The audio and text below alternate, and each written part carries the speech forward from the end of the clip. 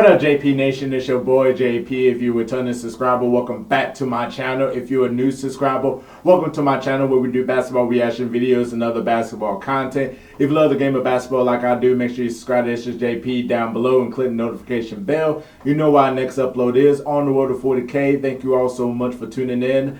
Today we are reacting to part 3 of the Dream Team documentary. Definitely watch out for the merch that's coming up soon. Definitely will let you know the launch date for it. Let me know what to react to next, and make sure you rack up the likes too as well. This is part 3 of the Dream Team documentary. Let's go ahead and get it. Chuck says, okay, this is what's going to happen.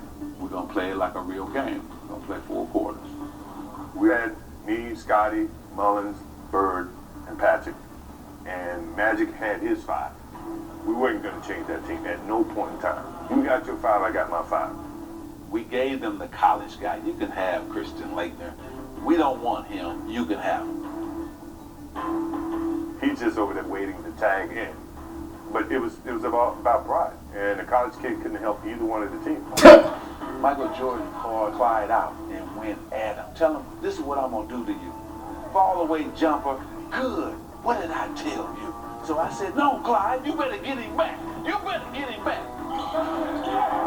Charles Barkley said, I want to take Karl Malone now. So Charles gets it, fall away jumper, good. I said, oh, Karl, you got to get him back. You better go down there and get him back.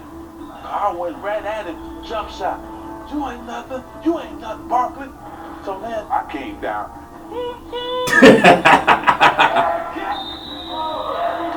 His energy is real high. He feels like he's in an opportunity to prove himself.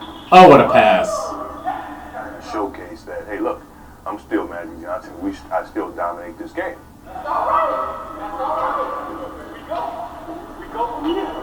Magic was saying, you ain't the guy. You got other players in this gym.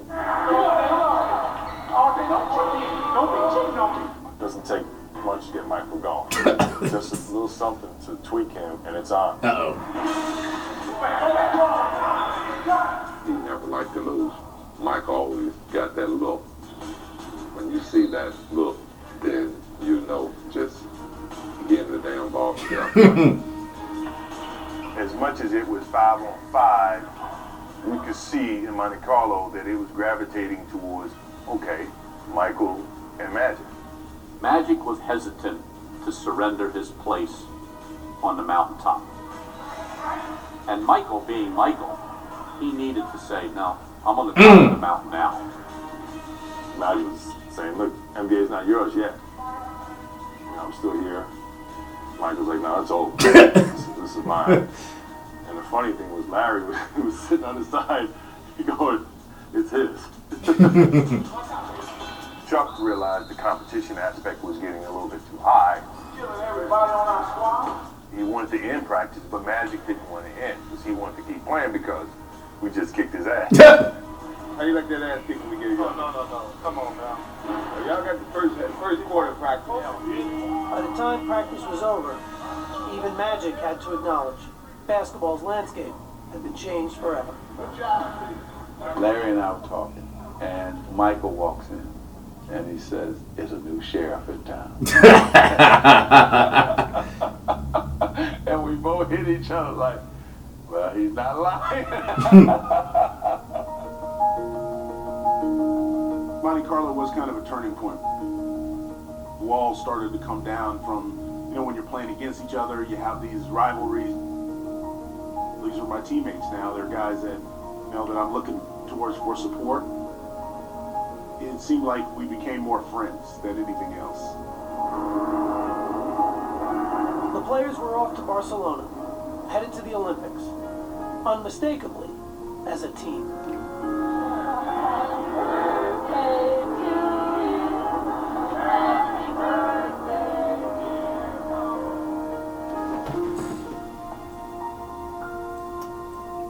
That's pretty cool. Just that practice, the competition aspect. That's really cool to know that after Monte Carlo, they bonded and gelled really well. And was able to be like a team because they are used to playing against each other, and the guards were up, and then for the guards to finally come down, and they are now like a team together, like they're like a family. It's really cool. It is really cool, and yeah. Magic was trying not to. He's trying to still be the top dog, and then Jordan just said, "Nah, I am." Remember, this is the 90s. This is not that you dominated the 80s, but this is the 1990s, and Larry Bird just sitting in the back, like, just let him have it. Just let him have it, Magic. Just let him have it.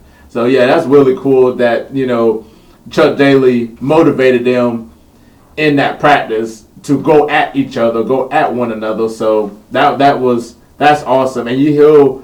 Jordan saying that's the greatest game he ever played, and it was at a practice. The greatest game he ever played was at a practice. So, this is awesome. This is awesome.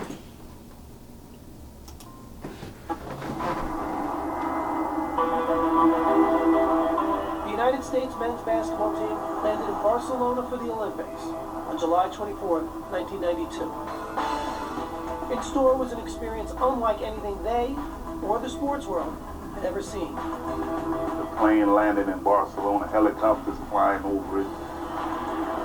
We're thinking, wow, what is all the commotion? What happened? And then we figured out they were there for us. Wow, look at the screen. That was the first time that we realized how popular and how enormous this thing was. I was like, guys, if we lose, it's going to be like the biggest upset in sports history. Barkley was right. There was no margin for error.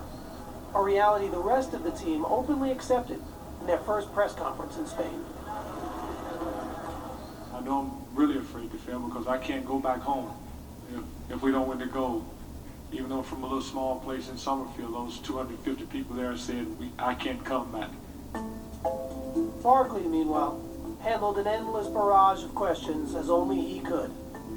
How did you feel in 1972 when the Soviet Union beat the United States in that wild game? Well, I had just flunked my entrance exam in the kindergarten, so I really have some. Everybody that has ever been in front of a camera, we tend to not say certain things. Why don't they just take their ass whipping like people and go home? Barkley says things that we would think about and never say. We're going to have a little revenge in our hearts for 72 and 88. David, he can't say that because he's a Christian. But, he said, man, you don't talk honestly enough to the media. You need to tell them what you're really thinking. I said, Charles, you talk too much to the media. You need to stop telling them everything you're thinking. And when Charles was asked about the team's first opponent, his prediction was as honest as ever. I don't know anything about Angola, but Angola's in trouble. I think. Just moments ago, the Dream Team boarded the bus outside their hotel along the Ramblers. They're heading for their first matchup in Barcelona with the Angolans. I can remember the first game, the real game, when we came out of the locker room and stepped on the court. And I finally said to myself, I can't believe this, I'm here. At that point, we were in serious Olympic mode. This actually may be the biggest mismatch of the entire Olympics. Good pass.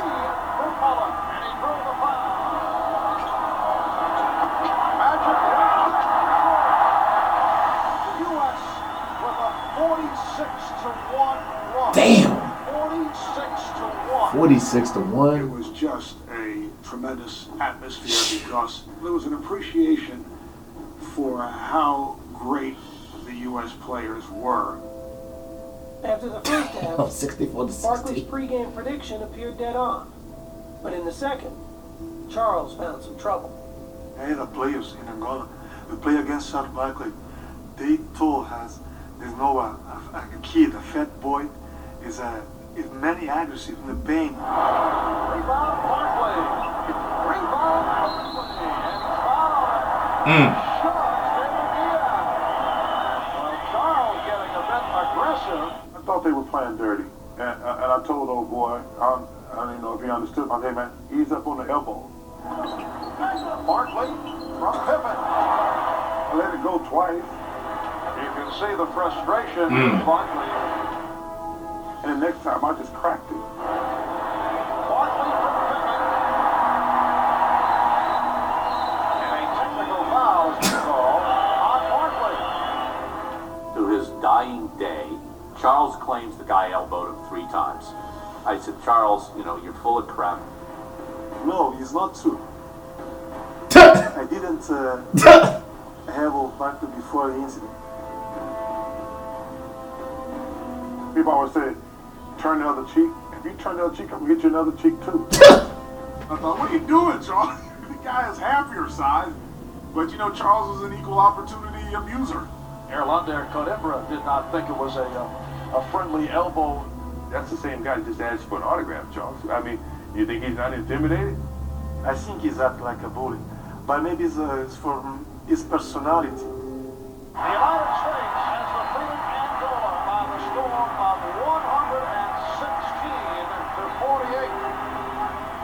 The game may have ended in a rout, but afterwards, the result was overshadowed by the controversy. Who else with the elbow?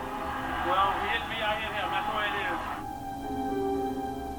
Charles made you look like the ugly Americans, which we were trying not to do. We said to Charles, look, man, you're a reflection of all of us. So if you do it, they're not going to write the article that Charles Barkley did. They're going to say the dream team.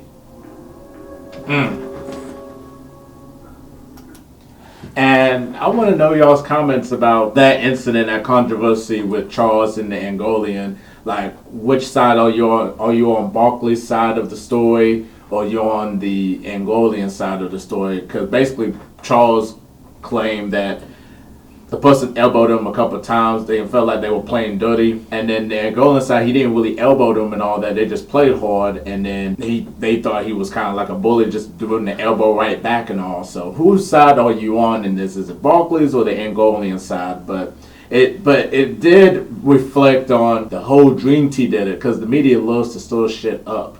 It's like, oh yeah, like who's the ugly Americans? It's not just Barkley. There's some other ugly Americans here. So it was a controversy at the time. I would love to hear y'all side of it. Whose side are you on? Barkley had stained a dream debut for the Americans.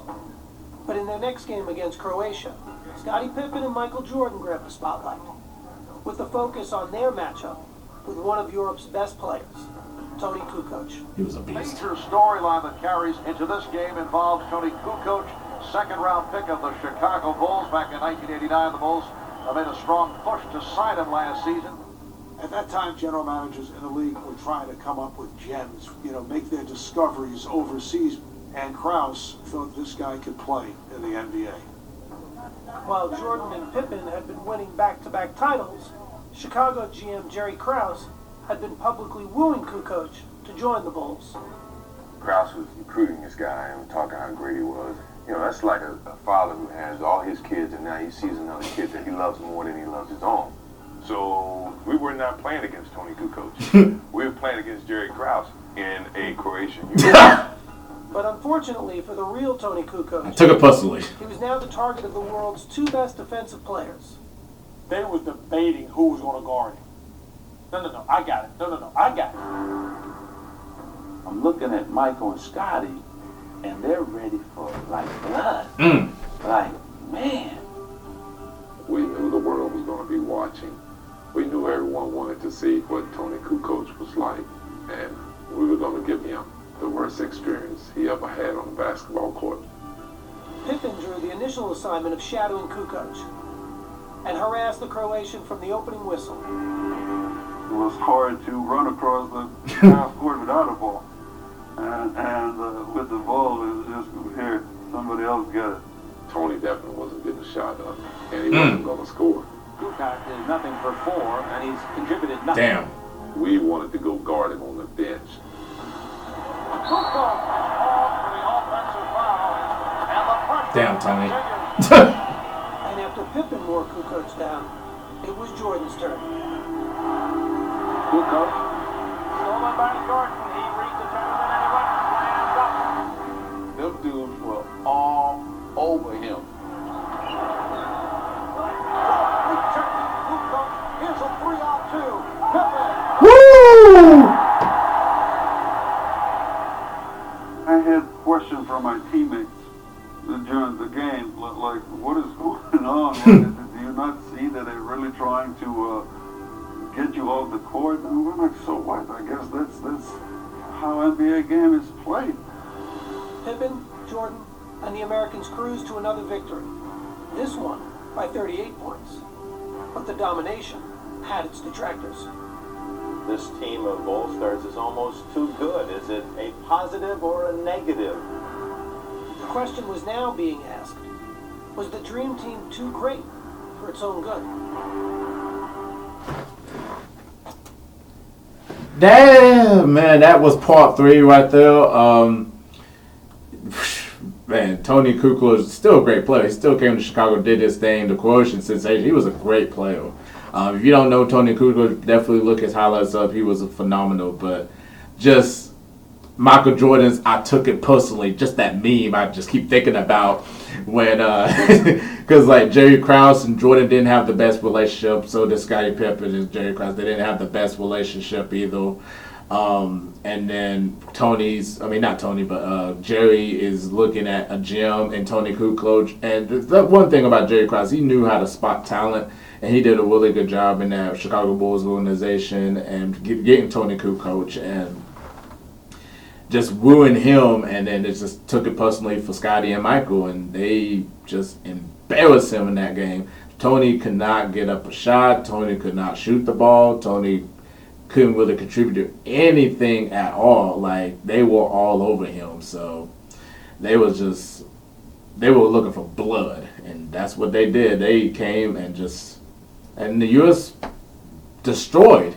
And then at the end here, when they was like, is the Dream Team already too good to play in the Olympics? Okay, like they were ineligible to play in the Olympics, but then you wanted to take it, the head of FIBA wanted to take it to the next level, and then you brought them, and then you let them play. And then when you let them play, and then they're destroying competition left or right, then you're like, oh, they're already too good. They shouldn't be in the Olympics. Like, then why in the world would you let them play in the Olympics?